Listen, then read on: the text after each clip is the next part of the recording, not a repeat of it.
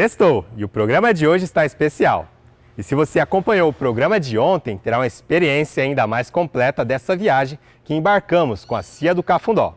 A dupla se apresentou no palco do Sesc Arsenal em abril deste ano e os convidamos para bater um papo conosco. Fique agora com Trajetória.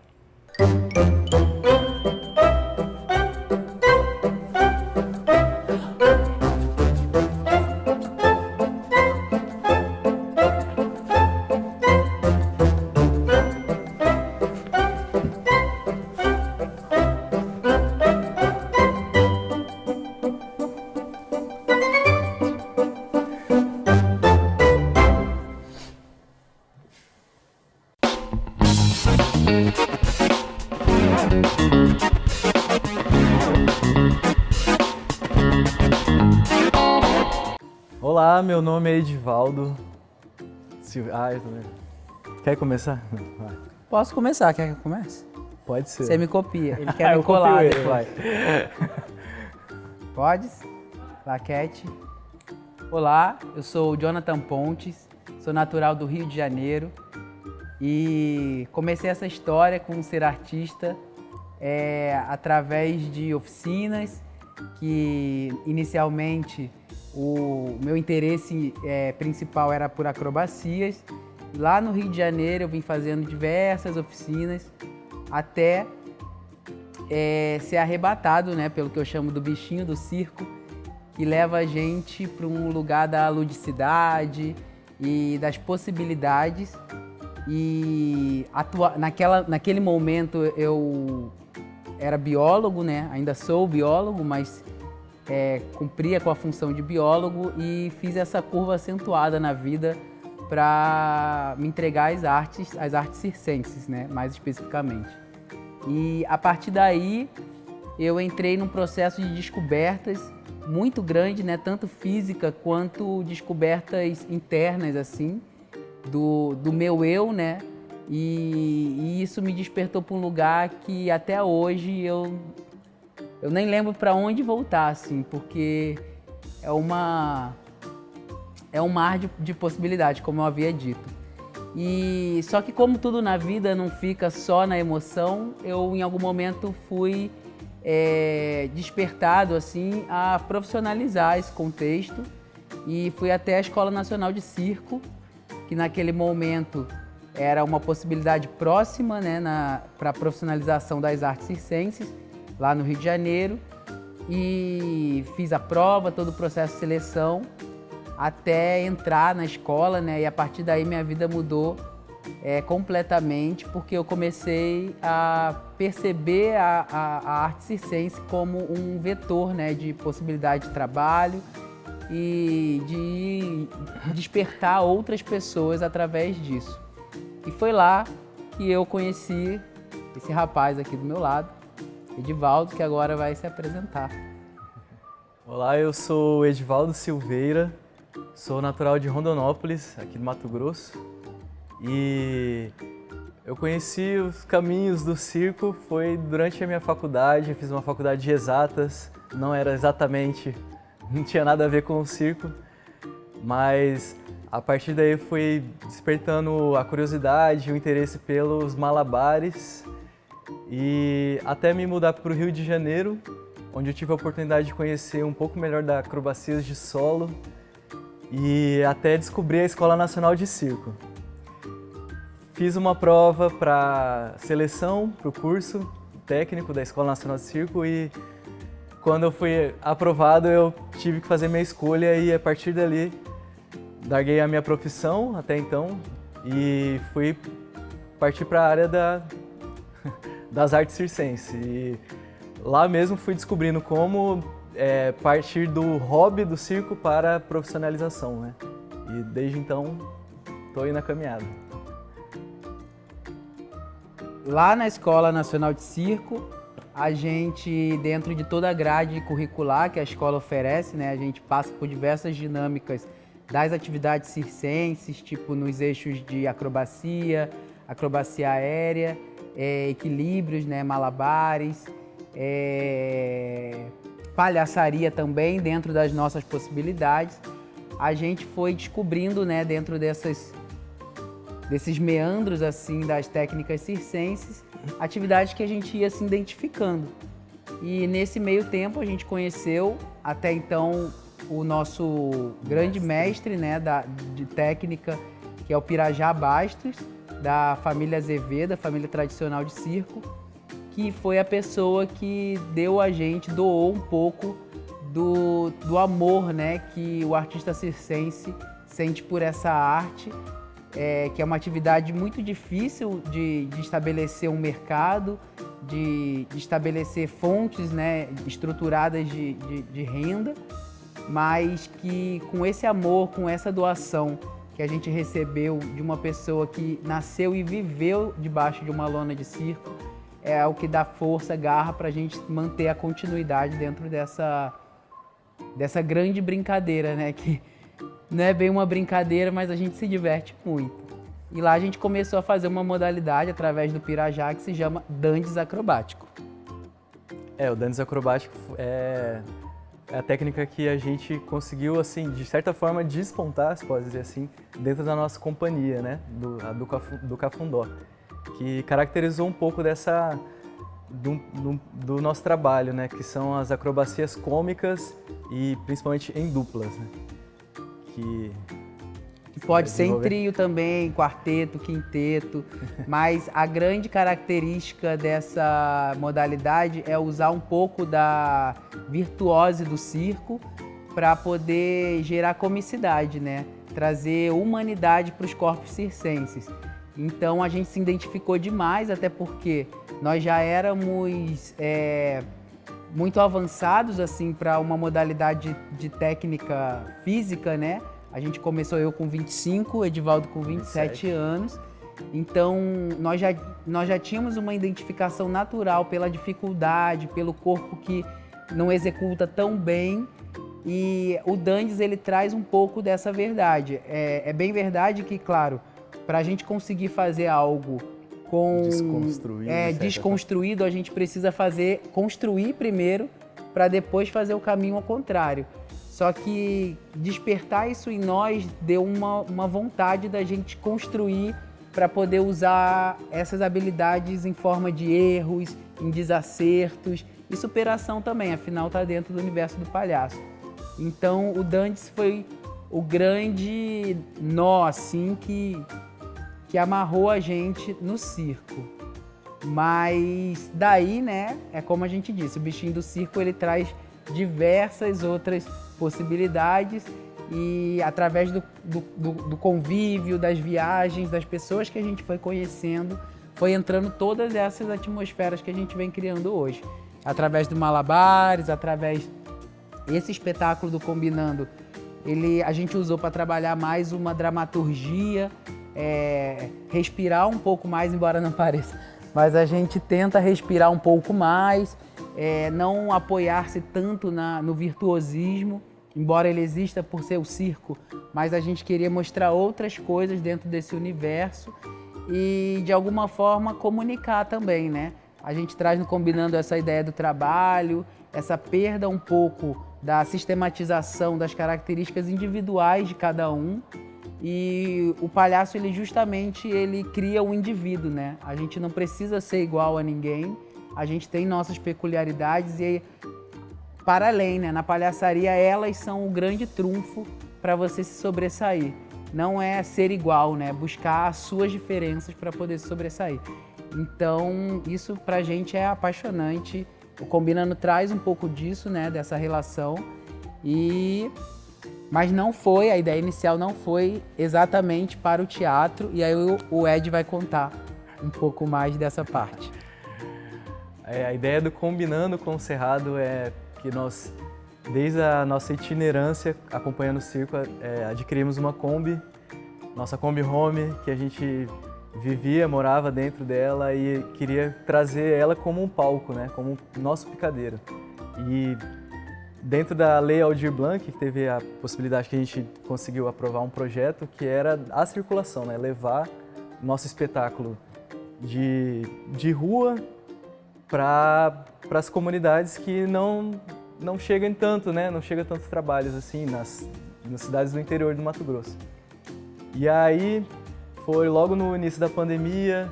A gente teve vários decretos, né, que quando ia sair esse processo, o projeto e executar, né, ela dava de cara com os decretos de várias prefeituras que não dava essa possibilidade da gente chegar lá e abrir a nossa roda.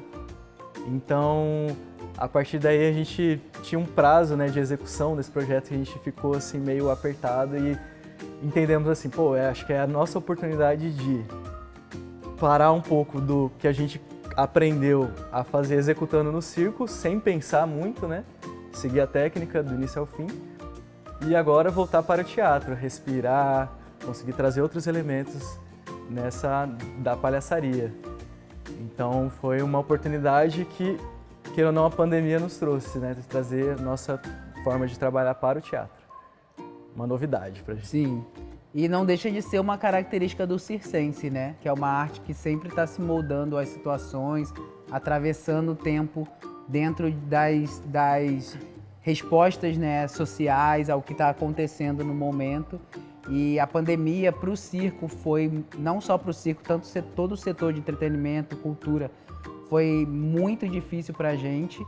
E eu acho que até hoje a gente ainda está vivendo um pouco dessa ressaca que vem agora, né? A pandemia ainda não acabou, mas ela tem já apaziguado muito as relações de restrição e com isso a gente pode voltar a fazer, a encontrar o público. A gente estava até comentando ali atrás, depois do show, como esse contato, inclusive, faz crescer o espetáculo. Porque essas coisas a gente muitas vezes não encontra na sala de trabalho ou na relação de ensaio. Ela acontece com o público, né? E há quem diga que o palhaço também ele não existe sem o público. Não se faz palhaços no espelho, não se faz palhaços só em oficinas, né? Ele precisa existir na adversidade, no improviso, na relação imediata e essa relação causal que acontece quando surge, né, o contato. Então hoje a gente inclusive descobriu várias coisas novas que a gente pretende levar para frente dentro do Combinando, graças a essa relação com o público, principalmente as crianças, que é um público muito maravilhoso, sincero e que acredita, né? A gente precisa hoje cada vez mais de uma sociedade que acredita. A gente anda muito cético, muito desmotivado por conta de toda a pressão que a gente sofre, e isso não foge à compreensão de ninguém, mas a gente ainda tem um universo infantil, que é o lugar onde tudo ainda é possível. E graças a elas a gente descobre um monte de coisa nova todo dia. Isso é muito, muito legal pra gente, pro nosso trabalho também. A conversa tá boa, né? E continua após o intervalo. Não saia daí.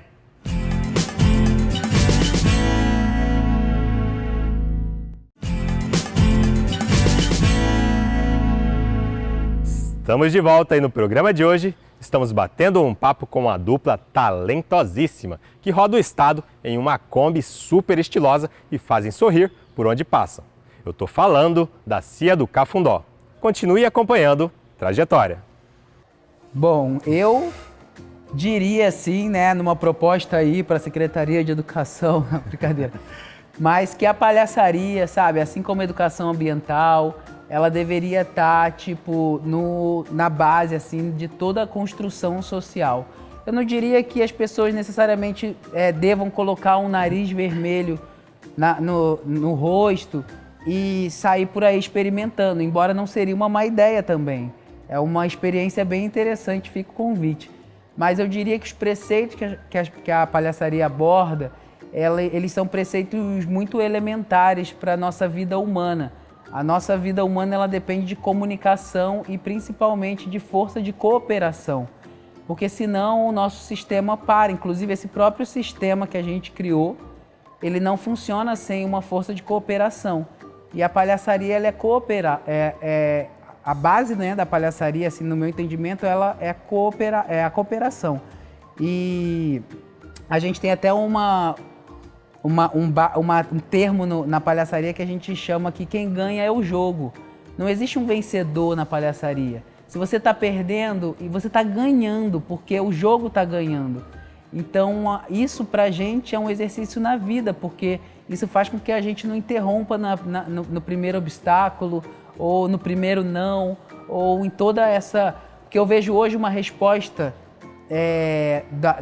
do nosso sistema de você subverter o erro ou a negação, fraqueza, um sentimento de potencialidade, mas de raiva, de usar isso como o não, eu vou conquistar. E de fato, só que isso não precisa ser um sentimento sisudo, pode ser um sentimento leve, a gente pode sorrir diante do erro, inclusive usar o erro como uma possibilidade de superação, que é o que o palhaço faz o tempo todo.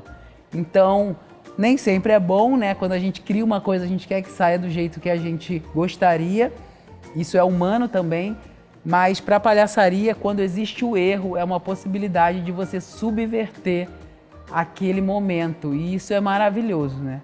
Isso é pra gente, tipo assim, a gente não quer, mas a gente também, de alguma forma, torce para alguma situação que não está planejada acontecer, para a gente poder se mover. E para mim, só o movimento leva a gente para frente, faz a gente pensar em novas possibilidades, e eu acho que é o melhor presente que a palhaçaria tem para nossa existência, assim.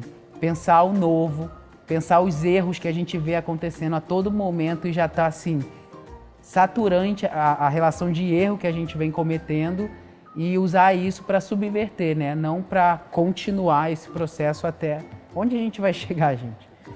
Não sei, fica aí a questão. Nossa. O contato com o público, para mim, é uma das primeiras relações dos artistas, né? A gente identifica muito as crianças, assim. A vontade de mostrar alguma coisa. E aí isso é um impulso do artista. Mas aí você vai mostrar para o público. Então, não é só uma relação de eu preciso mostrar alguma coisa sem olhar a quem. Eu preciso me relacionar com esse outro personagem, né? Outros personagens que estão aqui participando com a gente. E na palhaçaria isso é muito mais real, porque o palhaço ele está o tempo inteiro no jogo com a plateia, né? E aí, o que eu acredito é que o público ele contribui muitíssimo para tudo que a gente tem a construir, a mostrar. É um processo de carinho e de cuidado que a gente, né, se estabelece aqui entre a gente. E muitas vezes a gente lida com a aceitação, o que é maravilhoso. E é quase, eu vou falar assim, num termo... Assim, um termo, é um vício, né? A aceitação, ela é um vício. Só que a palhaçaria, ela faz você lidar também com a negação. Muito forte. E isso pra gente é algo, tipo assim, tão maravilhoso quanto ser aceito. Porque a gente percebe que quando existe uma negação, ela é fruto de uma identificação. E o palhaço, ele é o espelho da sociedade. É a possibilidade que a gente tem de rir de nós mesmos. Então, quando a gente nega de alguma maneira, a gente também está tocando. Então, quando tem uma negação, quando alguém fala, ele é mau, ele é não sei o quê, você é bobo, isso também é uma identificação, porque a gente vive esses jogos sociais frequentemente. Alguém negando, alguém não deixando, alguém se sobrepondo a você. Essas escalas, essas hierarquias que parecem que muitas vezes a nossa humanidade é apagada, né? Tipo assim... Poxa, nós somos tão parecidos, só que numa relação de hierarquia você é tão maior, eu sou tão menor, e o palhaço usa esse diminuto para poder ganhar. Ele se torna maior do que quem se diz maior, porque ele não precisa desse status, né? De eu sou, eu. Ele está sempre no lugar do rejeitado, do bobo, do tonto, e é através disso que ele usa para poder subverter e crescer mais do que quem tá ali, né? Tipo, o homem poderoso, né? Porque hoje até tem um palhaço que chama Ézio Magalhães, que ele tem um espetáculo maravilhoso que ele fala isso, que antigamente o homem, para ser poderoso, ele tinha que ser forte. Hoje ele só precisa de um patiló, tipo, de um paletó, né? E é essa sociedade que a gente vive, né? Esse empoderamento auto-relatado. Eu sou grande. E o palhaço, ele não precisa disso. Ele faz com que o público diga, ele é o maior, porque eu digo isso, né? e não você que está dizendo que você é o tal. Então, para mim, são exemplos assim, tipo, mais que claros, não tem abstração nenhuma de como a gente pode usar a palhaçaria, o universo do palhaço, de uma maneira até didática de lidar com a própria vida, né? Porque a gente precisa também lembrar algumas vezes. A gente esquece, Pequeno Príncipe, né? Não se esqueça, não se esqueça.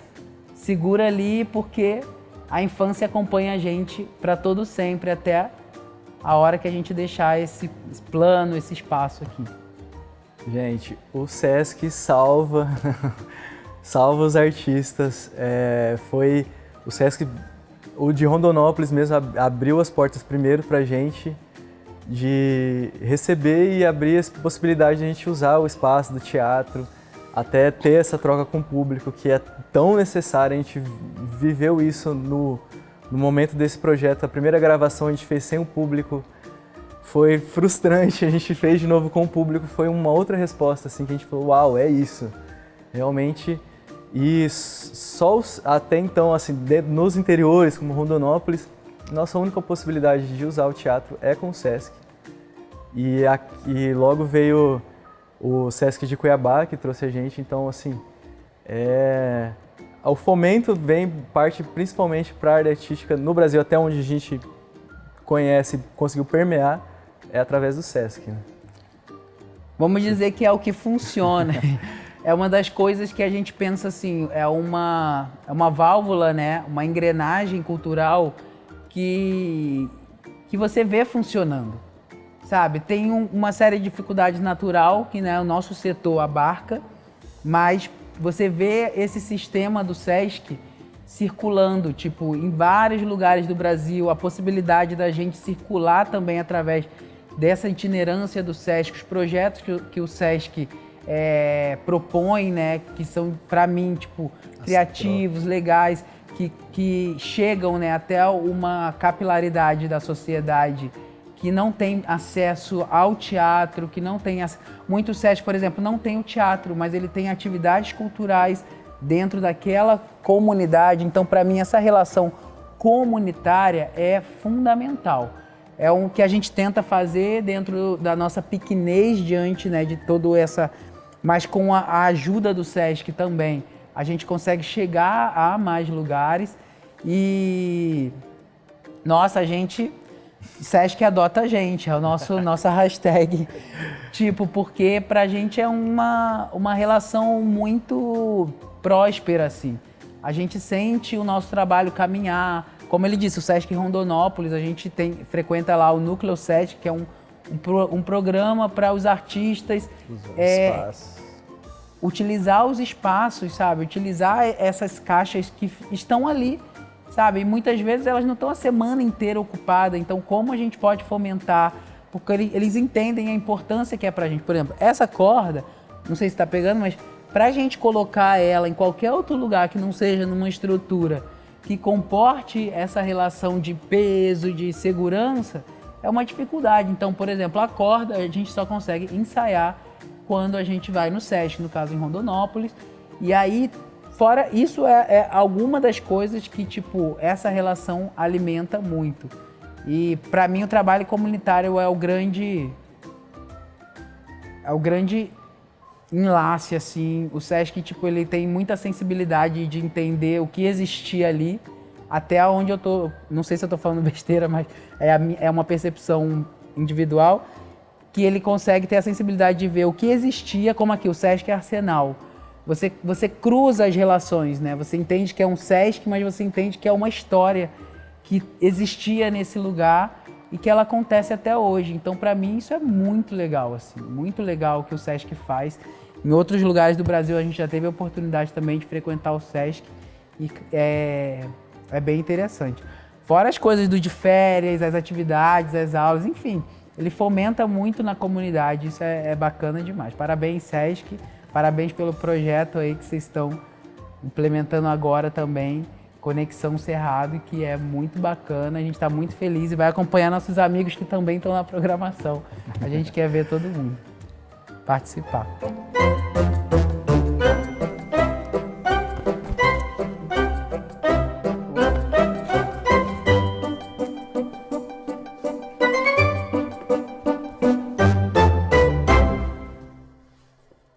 Que semana incrível! O Sesc Mato Grosso trabalha para melhorar a qualidade de vida sua e da sua família.